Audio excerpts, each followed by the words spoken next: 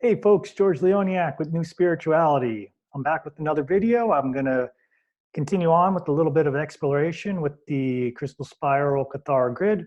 Over the past couple of weeks, I spent a little bit of time building some models and 3D models that I'll be sharing with you. And like normal, I'll be going back and forth between sharing a screen and looking at the 3D models. So, some new discoveries here that I want to bring out and get conversation going around. So let's share the screen and go from there.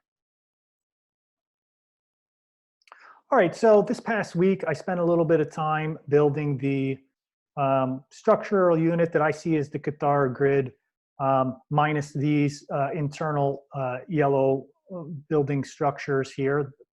And Zome Tools, unfortunately, doesn't have a good connecting piece to kind of find this middle piece. But that's part of another form.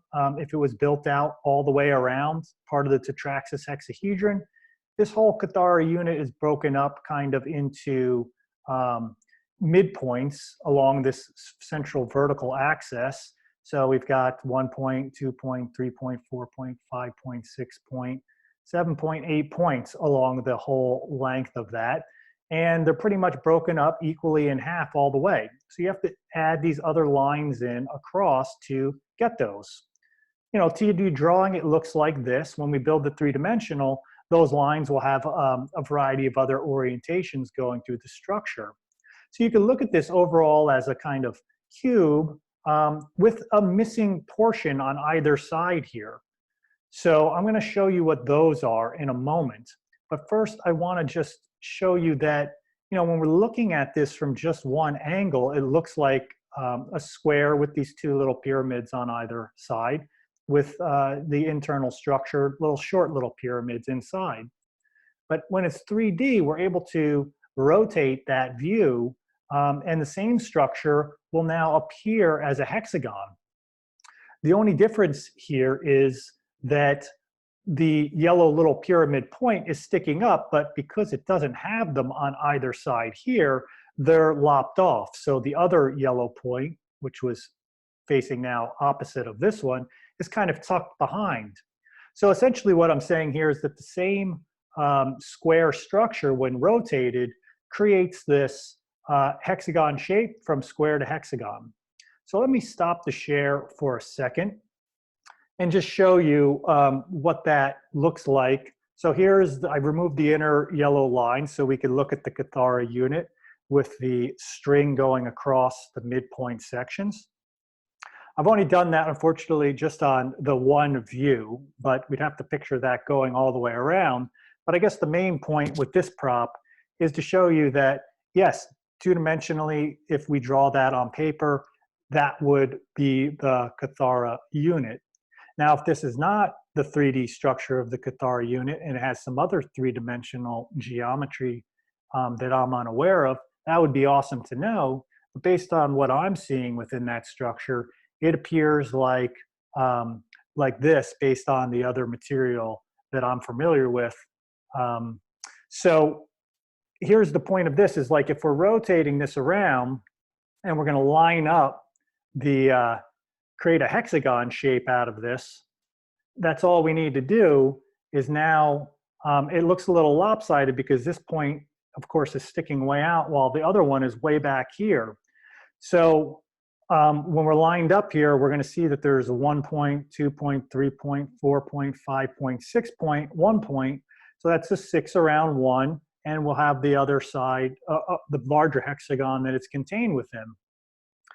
Why I'm saying this is kind of an incomplete view of one Kathara unit, if it is indeed this type of structure that is drawn two-dimensionally, but essentially is this, well, then it's missing these other sides. It's missing this side. It's missing 4 sides and really focused on these 2 points that can be rotated back down to look like this hexagon-shaped structure.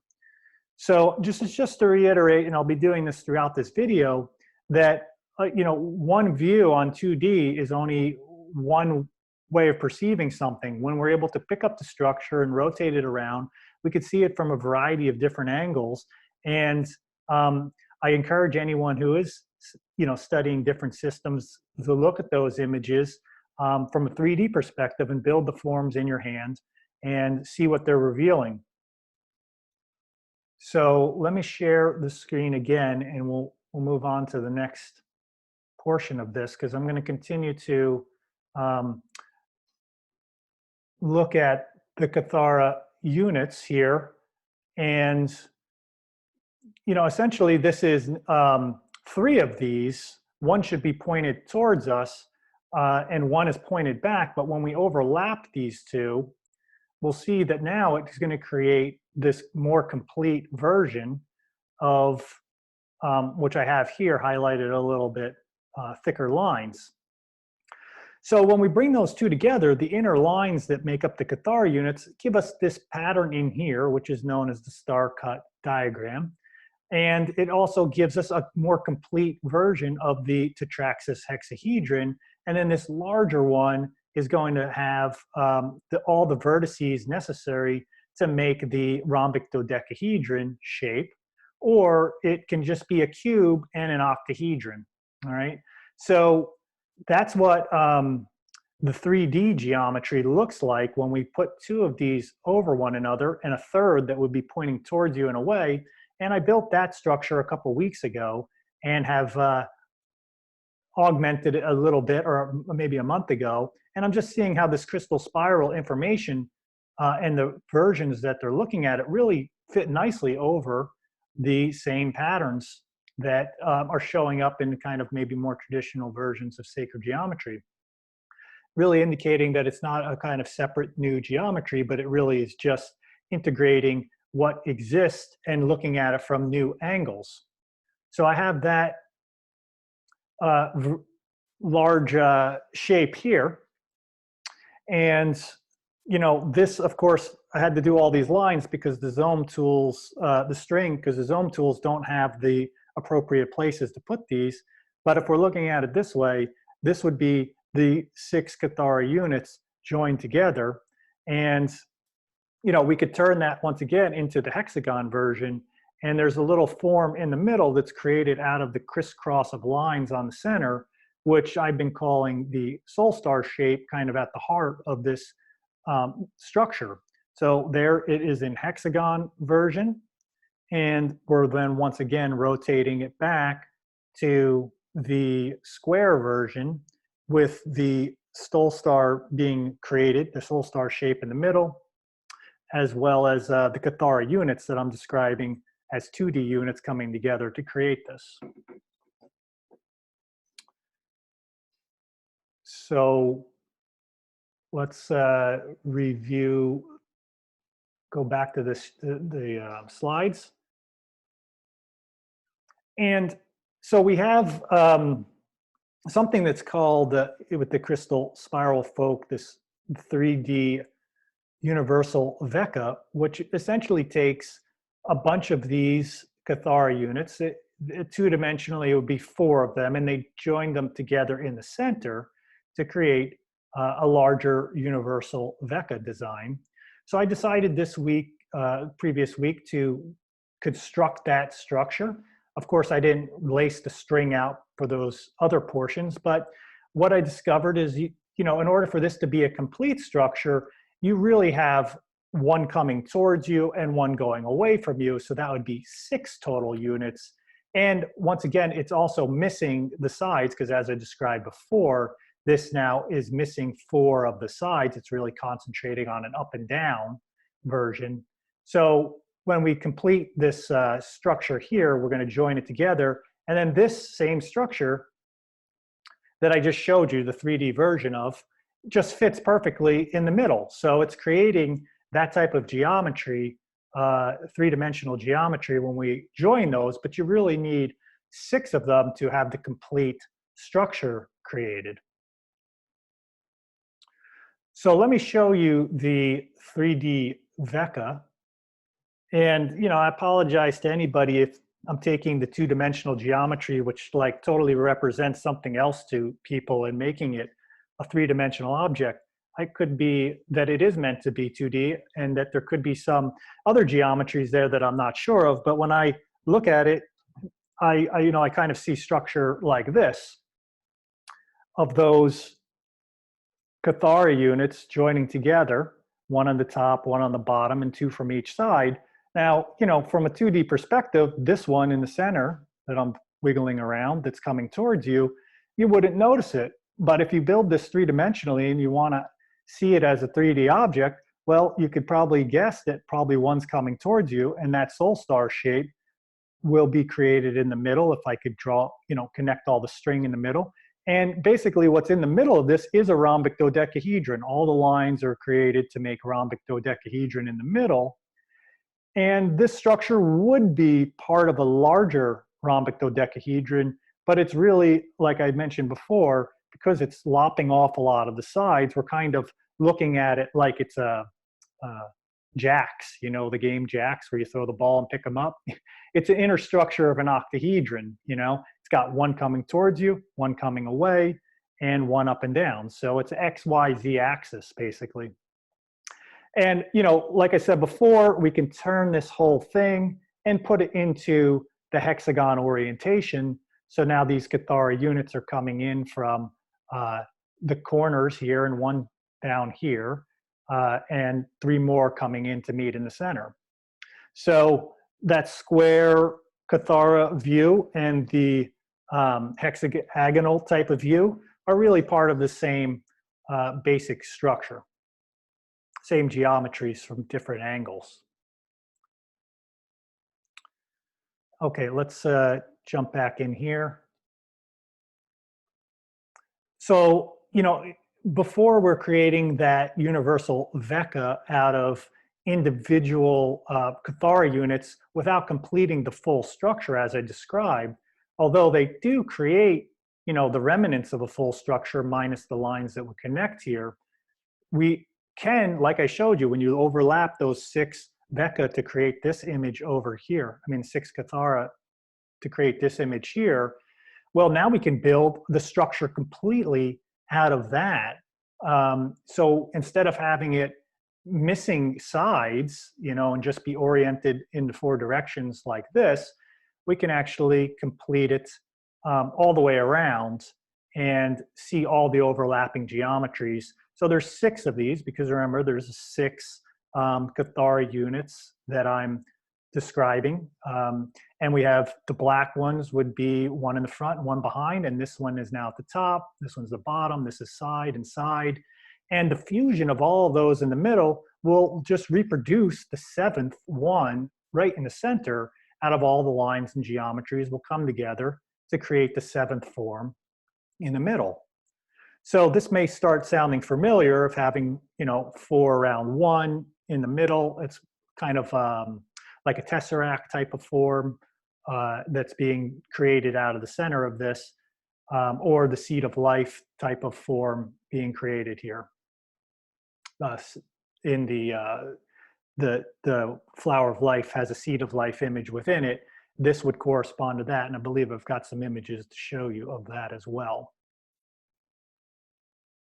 So, this one, before I even revisited the Kathara stuff, I built this, maybe a month or so ago. And this essentially is showing the same structure that I've been talking about here.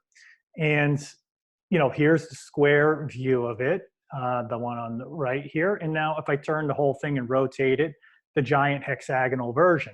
This essentially could be seen if I'm removing some elements, pieces of it, I could whittle that down to that vecca, universal vecca shape that the crystal spiral folk describe. So let's go on, because this is just something to address a little bit more, because within the language of the crystal spiral literature, there's a lot of anti-hexagonal shapes. The flower of life is often called the daisy of death, etc. I'm not really sure what the purpose of all that is based on my discoveries and findings when, I look at these shapes and just rotate them around and discover and see the same object. So we can basically overlay the flower of life design And it will, of course, this is the 3D image behind, so all the vertices are not going to match up because we have that depth perception that's making things smaller as they go further away. But the vertices of these cross points are going to nearly meet all the little node points going around here. And this one that you're looking at here is the Kathara grid structure that I showed of the 6 Katharas coming together. So the flower of what? Question mark. I'll let everybody else decide what approach they'd like to take from that. But let's just look at this devoid of our beliefs and just look at the geometries and let that speak for itself and see what it's communicating and telling us. All right, let's see what the next one is here. Okay, so the this ruche god seed, I guess, is another concept within the crystal spiral literature, the Christic literature. And I built this one out of the Zoom tools again to check it out. And, I was able to, I believe in the previous video, rotate in different angles and show you that these center spots within the space in between here would rotate around, and basically from the hexagonal view, the ones that are behind the one here would come out and it would create this little pattern, basically mimicking the flower of life. So this pattern here essentially is the seed of life shown, and I took that a little bit. New discovery here was I began to focus on, and I'm going to go back to showing you the 3D images in just a second. Maybe I'll do that now so I can, no, let's go forward here. So there's, as you can see, between the nodal points here, 1, 2, 3, 4, if that's a 3D structure, it's a little shortened pyramid, and this will fit right over top of that. And I was able to fit a little sphere shape within inside of each of those pyramids, and that would be the center of this design here, would be in the center of that sphere. So I've got these little shapes that I started working with. They're all parts of the rhombic dodecahedron shape, because this point would come down, if we had 6 of them, would just create a square outline here. So, what I did with that same shape, which I built, and I'll show you in a moment, is if you just rotate that at a particular angle with the same sphere that's in the middle of that same shape. I know it looks completely different, but I can show you in a moment that that is the same shape. Those same points are going to line up at those nodal points on the flower of life design. So every little vesica shape that's being created in this is essentially one of these little units with the connecting bar between them when we draw the lines through the flower of life pattern. And it's the same shape, the same little shape that's over here. So if that confused you for a second, let me just show you the image, the 3D sculpture. Very simple little sculpture that was very cool to work with. Oh, there it is. It's already in the flower of life hexagonal version. It's just a portion of a hexagon. Now, if we rotate that this way and then rotate it, this way, well then if we have that sphere within there, it's going to touch every interface of the walls around it. And if we rotate it this way, the ball would look like it's just floating in the middle. And then if we rotate it this way, well then, the ball is going to look like it's touching these outer lines. So just taking this simple little shape, which is essentially just a portion of a cube. So here's a square, so we can look at it this way. Here's the square, and if I rotate it this way and plug it into another one of these, which I have here, this one has the ball in it, you stick it this way, those would overlap. Well, now I have 2 sides of the square, and if I put them this way, or better yet, this way, you wouldn't see that there's really one behind the other. Oh, you wouldn't see that there's one behind the other. I mean, you do kind of here, but on 2D you wouldn't. So let me do that again with the little ball. So remember, this ball is meant to be touching these faces. So from this view, it's touching the faces. If we turn it this way, the ball appears to be floating on the inside. Same thing for, well, this ball is larger because it's actually connected to the yellow. So we have to picture it's touching the faces. I did this for a specific reason, and I'll show you in a minute. But same thing, I'm just rotating this ball around. Let's go to the flower of life view from the hexagonal view, and there it would be like that. So, you know, it's playing with these little kind of optical illusions. But when I discovered that, it really solidified things, because now I had like a little structural unit that essentially made up every unit of the flower of life in the vesica shapes that are within that. And also, it was a link back to that square view that I was showing you over here. So I have a few slides here that just kind of break this down a little bit more. We'll start with these over here. So here's this little structural unit that is going to plug in to this one here. I didn't rotate that one, but that's okay. When we overlap three of those hexagonal views, this one's got to rotate. Let me just flip it vertical. Flip vertical. There we go. So remember, now each of these little units are going to be touching one another here. And I will go right over top, and then it will create this kind of little flowery pattern. These spheres are not meeting in the middle, but they will all be touching one another. The 6 spheres will all be touching one another when we take them out. And of course, I, decided to build that out of the little balls as well. Each of, I know the lighting is a little poor there. I'll show you all these in just a second when we go to the, show you the forms. And now this is the same thing. This is that same little structural unit. Remember, I just rotated it all around. That's what it would look like in a square. This little sphere would just be hanging out in the middle. And here it would be touching the sides. Here it looks like it's touching the sides of these corners, but it's actually not touching that. It's touching the face of the little pyramid structure that's there.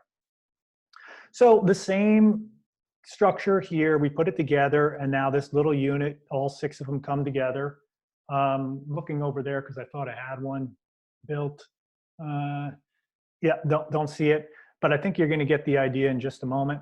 Now, what I decided to do from there is, well, how could the flower of life be constructed? Because let's say we want those spheres to, they're going to interpenetrate a little bit, but we want to develop design the little mini flower of life within the hexagon pattern. Well, all I had to do that was, this would be the version over here. And this would be the sphere. Now, instead of it touching the faces like up above here, the sphere is going to, like in this, be framed in by the actual struts in between it. So that means that sphere won't wobble around in this because it's being held by these struts, not the blue, but by the yellow. If it's touching the faces, then that ball will, wobble around all in this. So this one, the ball will wobble around, but this one, the struts are holding it in place.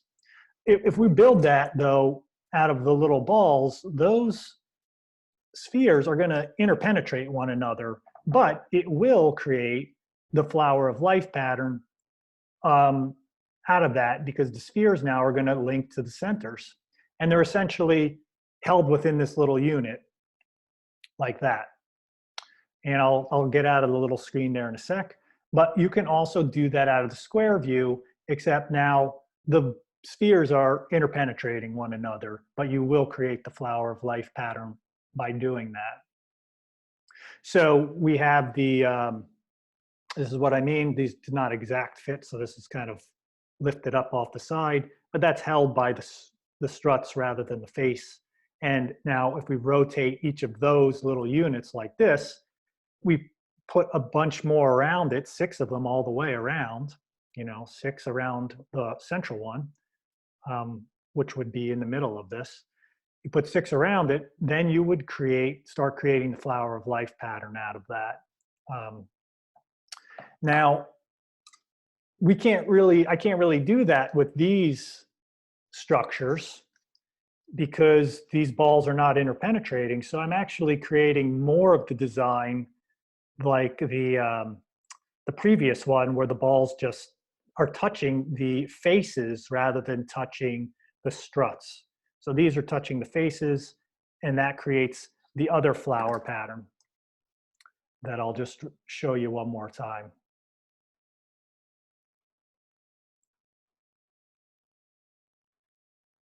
Yeah, so this flower pattern, the balls are all touching like this.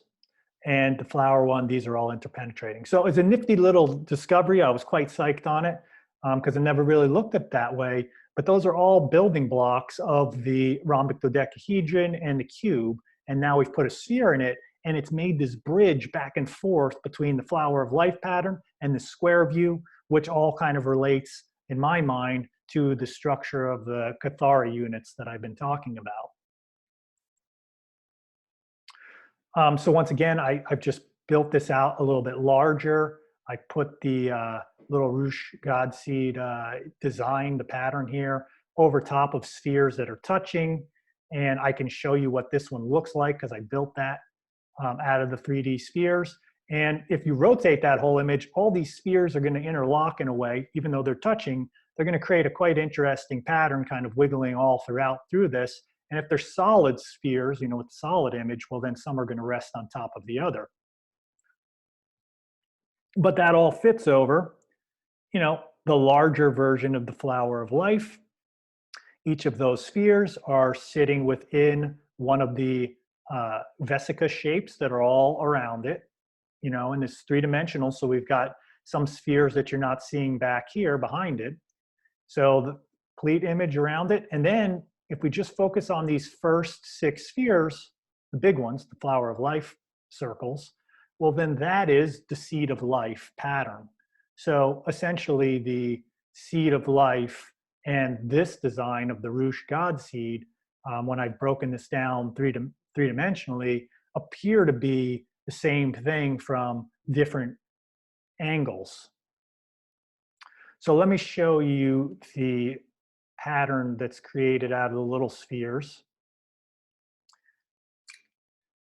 So this one here, get better light on it.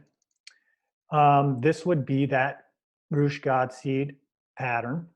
The 4 one in the middle, the 4 spheres, left, right, up, and down, those would be where the first dots are of that pattern. And then they would come out to here, and it would come out to this one over here.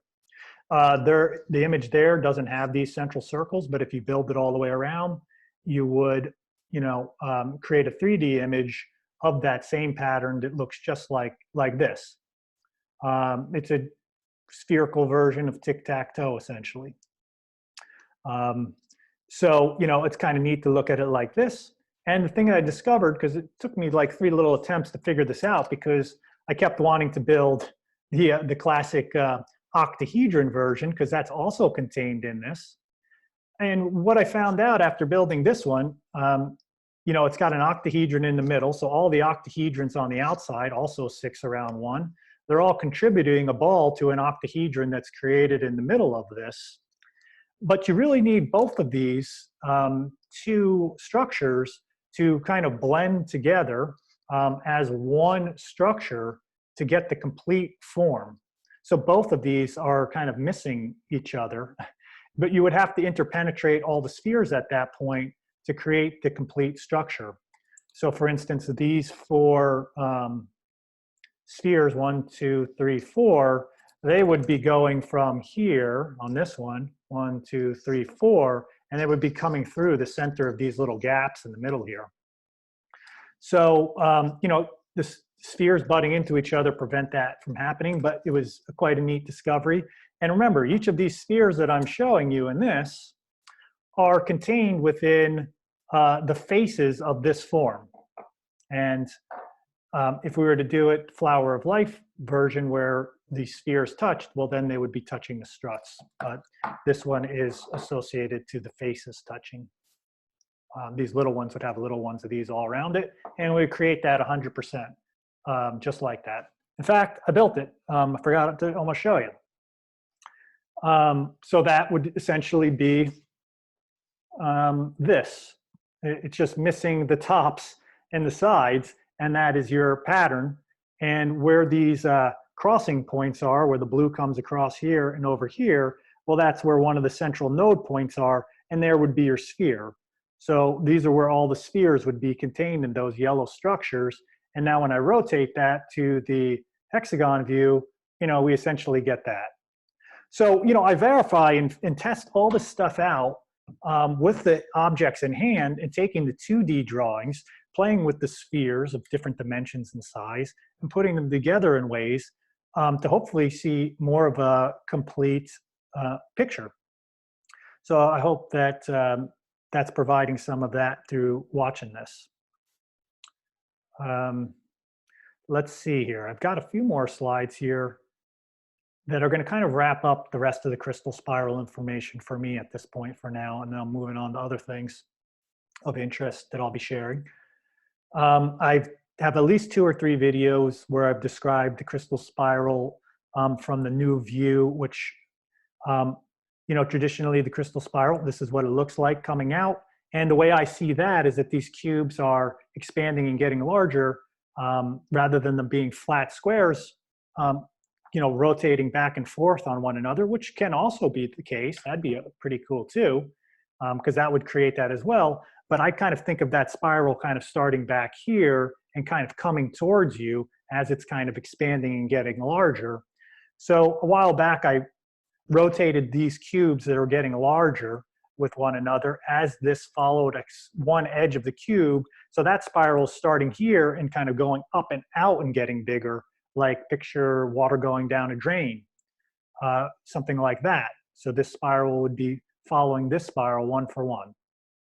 I decided to just, put these 2 spirals, different versions together to get a kind of more complete picture of them, rotating around in different directions, and came up with some cool little designs here because it's a simplified version of the complexity of all the spirals that might be going on in every direction all at once. But still pretty neat. And, I dropped a few slides in here just to contemplate. Let me adjust that for a sec. What I got to do here? Get rid of the line that's there. All right, so, spirals of the light body. I know that much of the material in the Kathara material is talking about our bodies of light, which is excellent discussion. And I just started playing around with some of these spirals with the Kathara unit, with the rhombic dodecahedron, the square and the octahedron. I know a lot of folks tend to orient these with the Merkaba, which meaning the cube vertices are high. But I decided to do this with the rhombic dodecahedron because we have spirals of energy coming out to the sides, forward and back, up and down. So you have these 6 spirals going together. And, it just kind of made a pleasing design. And a while ago, I came across an image which oriented the spirals in this direction, which means that it would be oriented octahedronally, 8 sides of the octahedron, with that being oriented top to bottom. So, this is just part of the conversation around the Merkaba and the other geometries that were contained in. This one here is focused on the spirals generated within the Kathara units as I've been describing them, and those associated with geometry around the body. I took that a little bit further here too, to look at the crystal spirals and how they would overlay if I created the design of the spirals going back and forth over the 7 chakras, or however many you'd like to describe if we continue it on more. But, if we're starting at the root, we can go into the dantian, to the solar plex, into the heart and the third eye, and just a little bit above the head here where it ends for the crown. So I was like, that's pretty neat, 7 chakras. Picture these spirals kind of going up and then kind of coming back in, going up and out, back in on a little bit. And then I took the same images to put them into larger spiral versions, going all the way from the base through the center, all the way up to the top, within a medium-sized one, and then into the smallest version. So we have kind of little spiral patterns within larger spiral patterns within larger spiral patterns, all associated with this upward version of the crystal spiral that I've been working with. So these are just some images to contemplate energy movements and patterns. Those sensitive to that might want to just check these out and just get a sense for how that feels for you. There's one last image that sparked my curiosity from the crystal spiral material. Came across this online. It's called the Christ Flower of Life. And while I was working with those spiral patterns that I was showing you and rotating them to the different directions, to the corner points behind us and above us and in front of us and to the sides, it created an octagon symmetry type of shape where those nodes of the spirals would meet at these nodal points, creating two squares of octagon size. And I happened to remember seeing this image, so I decided to, this Christ Flower of Life, just overlay these yellow lines, which are these arcs, which are essentially just a quarter of a circle. Because if we had another square here and another one up here and another one here, that would be 1/4 of a circle. And rather than it being 1/4 of a circle, it can be seen as 1/4 of a sphere. So maybe this just being one unit of a larger and larger pattern. But it was, interesting to me that the spiral nodes where they ended up created octagonal type of structure 3-dimensionally, while also producing the same little crystal spiral, the same little soul star type of shape that that I described previously, kind of down in the middle out of the spiral shape as well. So, generally, I believe that's the last slide I have. Yeah, so generally that's been my major exploration into the crystal spiral. This is the 4th video of 3.